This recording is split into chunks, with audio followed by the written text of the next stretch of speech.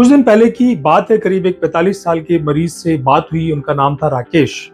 वो बोले, डॉक्टर साहब, जांघ के पास हल्का सा एक उभार आ जाता है, खासकर जब ज्यादा देर मैं खड़ा होता हूँ तो ये बढ़ जाता है, कुछ भारी सामान उठाता हूँ तब बढ़ जाता है, लेकिन जब मैं लेटता हूँ तो ये गायब हो जाता है। जब चेक किया गया तो पता लगा कि ये तो इंग्वाइनल हर्निया है। क्या आपके साथ भी ऐसा कुछ हो रहा है? क्या आपके पेट या जांघ के पास कोई उभार या सूजन दिखाई देती है जो खांसने या झुकने और मतलब जोर लगाने पे बढ़ जाती है? तो आपका भी हर्निया हो सकता है। हर्निया होता क्या है? देखिए, हर्निया का मतलब होता है जब शरीर का कोई अंग या टिश्यू मांसपेशियों की कमजोरी की वजह से, कमजोर दीवार की वजह से बाहर की तरफ निकलने लगे या बल्ज कर जाए। या जैसे आपने देखा होगा, छोटे बच्चों में अक्सर जो नाभि है वो फूली हुई होती है, बड़ी होती है काफी, तो ये अम्बिलिकल हर्निया होता है। इसमें अंदर का कंटेंट जो है वो बाहर की तरफ फूल जाता है और ऊपर से स्किन की कवरिंग होती है। वैसे ही दूसरी तरह के हर्निया ज्यादातर पेट या लोअर एब्डोमेन के हिस्सों में होते हैं। ये उभार जो है वो खड़े होने पे, खांसने पे, वजन उठाने पे या लैट्रिन के लिए जोर लगाने से बढ़ जाते हैं और लेटने पे कम हो जाते हैं। ये जो है वो शुरुआती लक्षण होते हैं। मरीज को कोई दर्द भी नहीं होता है। इन शुरुआती लक्षणों को इग्नोर नहीं करना चाहिए। अब बात करते हैं हर्निया के टाइप्स के बारे में। ये कितने प्रकार के होते हैं? तो हर हर्निया देखिए एक जैसा नहीं होता है, इसके कई प्रकार हैं। जैसे इंग्वाइनल हर्निया, ये सबसे आम हर्निया होता है और पुरुषों में ज्यादा होता है, औरतों में ये ना के बराबर होता है 3-4% केसेस में। अम्बिलिकल हर्निया जो है नाभि के आसपास बच्चों में या मोटे लोगों में ज्यादा होता है। फीमोरल हर्निया जो है वो थाई के ऊपरी हिस्से में होता है और ये फीमोरल हर्निया महिलाओं में ज्यादा पाया जाता है और मर्दों में ये कम होता है, लेकिन ये बहुत ज्यादा खतरनाक होता है इंग्वाइनल हर्निया के मुकाबले। इंसिजनल हर्निया जो है, जैसे इसके नाम से ही इंगित होता है, ये पुराने जो ऑपरेशन के चीरे के निशान होते हैं उनके ऊपर मसल्स कमजोर होती है, वहां से कंटेंट बाहर आने लगता है, इसको इंसिजनल हर्निया कहते हैं।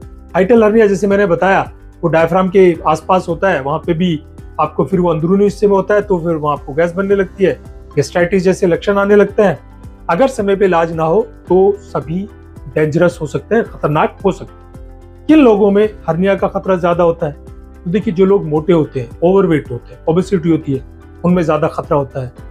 भारी सामान उठाने वाले, प्रेग्नेंट महिलाएं, बुजुर्ग जिनकी मसल्स कमजोर हो चुकी होती है, कुछ बीमारियों के कारण भी मसल्स कमजोर हो जाती हैं, वो भी, जिनके परिवार में पहले से हिस्ट्री है वहां पे भी कुछ चांसेस बन सकते हैं, और जिनकी हाल में कोई एब्डोमिनल सर्जरी हुई हो वहां पे इंसिजनल हर्निया के चांसेस बढ़ जाते हैं। अगर हर्निया को नजरअंदाज किया जाए या इलाज में देरी की जाए तो क्या होगा? देखिए, लाइफ थ्रेटनिंग कंडीशन बन सकती है। अगर हर्निया वापस अपनी जगह चला जाता है तो इसे नॉन ऑब्स्ट्रक्टिव हर्निया कहते हैं और यहाँ तो कोई खतरा नहीं होता, इसमें मरीज को दर्द भी नहीं होता है, थोड़ा बहुत डिस्कम्फर्ट महसूस होता है।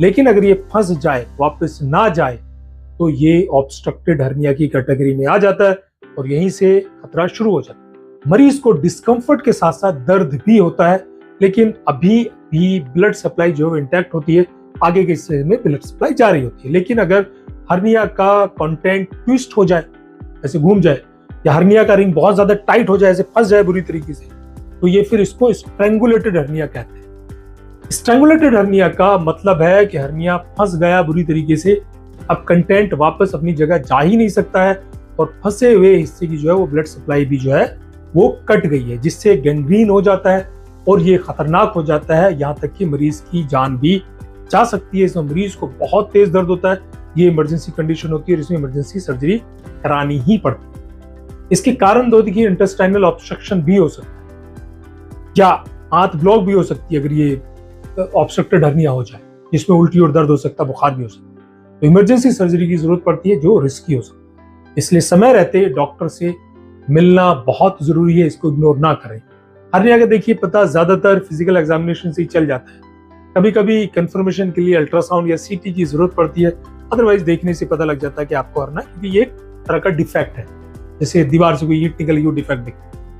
इसका जो बेस्ट ट्रीटमेंट है देखिए वो लेप्रोस्कोपिक सर्जरी होता है। इसमें छोटे छोटे चीरे लगते हैं, रिकवरी भी जल्दी हो जाती है, दर्द भी कम होता है और कम चांसेस होते हैं कि ये दोबारा हो। लेकिन कुछ मामलों में ओपन हर्निया सर्जरी की भी जरूरत हो जाती है, ये डिसीजन आप अपने डॉक्टर पर छोड़ दें। लेकिन अगर कोई इंडिकेशन ना हो तो लेप्रोस्कोपिक यानी दूरबीन वाले ऑपरेशन को ही चूज करना चाहिए।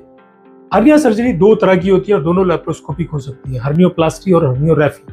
हर्नियोप्लास्टी जनरली विद मैश की जाती है, यानी जाली लगाई जाती है मसल्स को मजबूती देने के लिए। खास तौर से एडल्ट्स में और ओल्ड एज लोगों में, इनकी मसल्स जिनकी बहुत ज्यादा कमजोर है, वहां पे हर्नियोप्लास्टी की जाती है। दूसरी टाइप की सर्जरी जो हर्नियोग्राफी कहलाती है, ये जनरली छोटे बच्चों में या यंग एडल्ट्स में की जाती है, जिनकी मसल जो अभी मजबूत है, वहां पे हीलिंग के चांसेस ज्यादा होते हैं। हर्निया सैक को वापस अपनी जगह पुश कर दिया जाता है और मसल्स को टांके लगा के सिल दिया जाता है, इसमें जाली नहीं लगे। अब सवाल आता है, मैश क्यों और कब लगाया जाता है? मैश एक मेडिकल जाली होती है जो कमजोर मांसपेशियों के ऊपर लगाई जाती है ताकि फिर से हर्निया ना बनने दे। ये अब्जॉर्बेबल और नॉन अब्जॉर्बेबल दो तरह की होती है।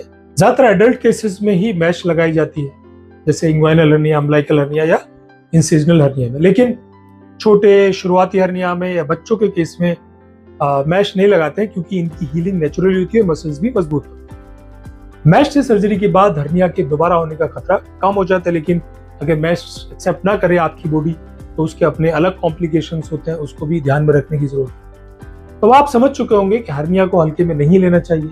अगर पेट, जांग या नाभि के पास कोई उभार या खिंचाव जैसा लगे तो तुरंत डॉक्टर से संपर्क करें।